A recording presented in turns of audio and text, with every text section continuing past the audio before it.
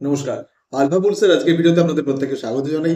আপনারা যারা মার্কেটে ট্রেডিং করেন তারা নিশ্চয়ই বিভিন্ন রকম প্ল্যাটফর্ম ইউজ করে থাকেন। অনেকের আপস্টক্স আছে, অনেকের জিরোধা আছে। সেরকমই একটি ভালো ট্রেডিং প্ল্যাটফর্ম হচ্ছে গ্রো, যার আইপিও এসছে মার্কেটে। এটি 2017-তে ইনকর্পোরেটেড হয়েছিল, একটি ব্যাঙ্গালোর বেসড কোম্পানি। গ্রোর বিষয়ে আশা করি অনেকেই জানেন যে ইটিএফ, মিউচুয়াল ফান্ড, আইপিও থেকে শুরু করে এফএনও, এমনকি কমিউনিটিজেও বিভিন্ন রকমের এরা ট্রেডিং এর প্ল্যাটফর্ম থেকে শুরু করে বিভিন্ন রকমের ট্রেডিং সার্ভিস প্রোভাইড করে থাকে। সো দেখে নেওয়া যাক আইপিও ডিটেলস এর আদার প্যারামিটার্স, যার উপর বেসিস করে আমরা এইটা নির্ধারণ করতে চলেছি যে এই আইপিওতে লিস্টিং ইন কত হতে পারে। প্রথমে আমরা আলোচনা করব স্ট্রেংথ বিষয়। সো গ্রো ভারতের অন্যতম পরিচিত একটি ডিজিটাল ইনভেস্টিং প্ল্যাটফর্ম, যেটা অনলাইন রিটেল ইনভেস্টমেন্ট সেগমেন্ট উল্লেখযোগ্য উপস্থিতি।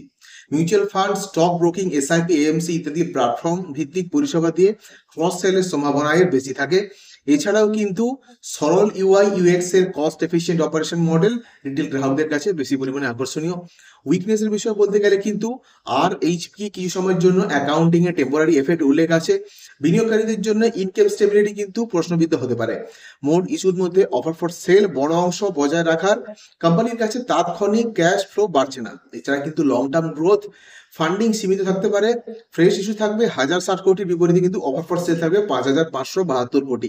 টোটাল মোট হচ্ছে 6632 কোটি। আইপিও মুহূর্তে মার্কেট সেন্টিমেন্ট ও গতকালের লিস্টিং আউটকাম কিন্তু ভ্যালুয়েশনকে প্রভাবিত করতে পারে। ব্যাপারটা মাথায় রাখবেন।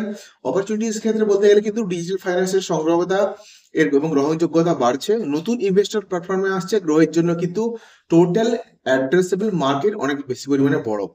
ঠিক আছে। লোন, ইন্স্যুরেন্স, রিটেল ব্যাংকিং একরতা ভিত্তিক সার্ভিস বিকাশ করলে এআরপিইউ বাড়তে পারে। এছাড়াও কিন্তু বৃহৎ ইউজার ডেটা ব্যবহার করে টার্গেটেড অফার, সাবস্ক্রিপশন সার্ভিস বা প্রিমিয়াম ফিচার চালু করা কিন্তু সম্ভব। থ্রিডস এর কথা বলতে গেলে কিন্তু জিরোধা, আপস্টক্স, এঞ্জেল ব্রোকিং এর মতো অন্যান্য ডিজিটাল প্লেয়াররাও আছে, যারা গ্রোথ তুলনায় বেশি পরিমাণে শক্তিশালী। তো এর কিন্তু একটি প্রতিযোগিতা ভালোই পরিমাণে আছে। সেবির রেগুলেটর নীতির পরিবর্তন ব্যবহার মডেলকে কিন্তু প্রভাবিত করতে পারে। সাম্প্রতিক সময়ে কিছু তালিকাভুক্ত আইপিওর দুর্বল পারফরমেন্স এবং আনলিস্টেড শেয়ারের পতন বাজারে কিন্তু নেগেটিভ ইম্প্যাক্ট সৃষ্টি করেছে, যার ফলে গ্রোথ লিস্টিং এর সাপোর্ট কিন্তু কমতে পারে। এবারে বলা যাক আইপিও সম্পর্কে।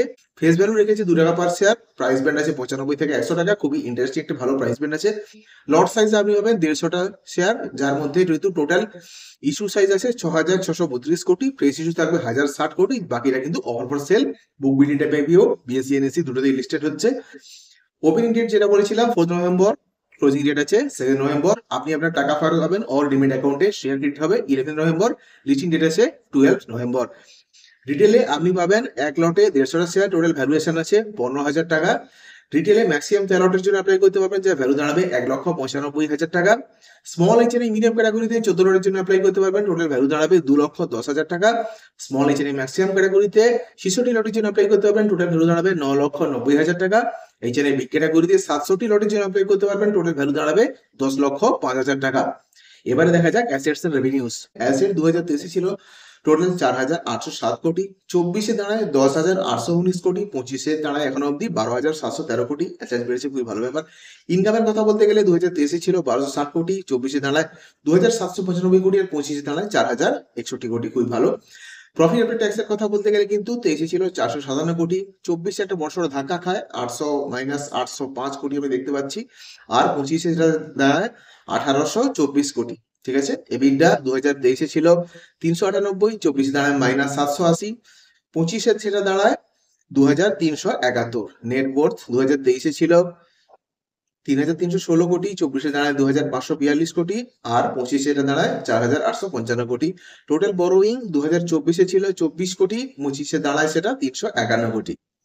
এবার দেখবো কেপিআই রেশিওর কথা বলতে গেলে কিন্তু আরওএনডব্লিউ আছে 37.57%। প্যাড মার্জিন আছে 44.92%।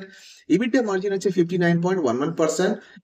প্রাইস টু বুক ভ্যালু আছে 11.76। টোটাল মার্কেট ক্যাপিটালাইজেশন কিন্তু 61,735 কোটি। ইপিএস আছে প্রি আইপিও 3.01, পোস্ট আইপিও আছে 2.45, পি আছে 33.26, প্রি আইপিও, পোস্ট আইপিও আছে 40.79। এই মুহূর্তে কিন্তু পিটা খুবই ভালো দেখতে পাচ্ছি।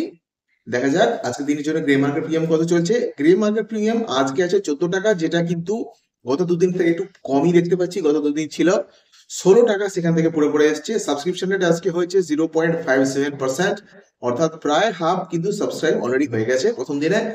যেটা আপনাকে আজকে দিনের যে গ্রে মার্কেট প্রিমিয়ামটা আছে প্রায় টোটাল 14% কাছাকাছি, মানে এস্টিমেটেড প্রফিট অলমোস্ট 2100 টাকা পার লট দিতে পারবে। দেখা যাক আরো দুদিন আছে কি হবে, আইপিওটি ভাম করে থাকে। সো এই ছিল আইপিওর অ্যানালিসিস, আশা করছি বুঝতে পেরে গেছেন। যদি অ্যাপ্লাই করে থাকেন প্লিজ কমেন্ট সেকশনে এসে জানাবেন, না করলেও কেন করছেন না কমেন্ট সেকশনে এসে জানাবেন। Make sure to like, subscribe and share. Take care.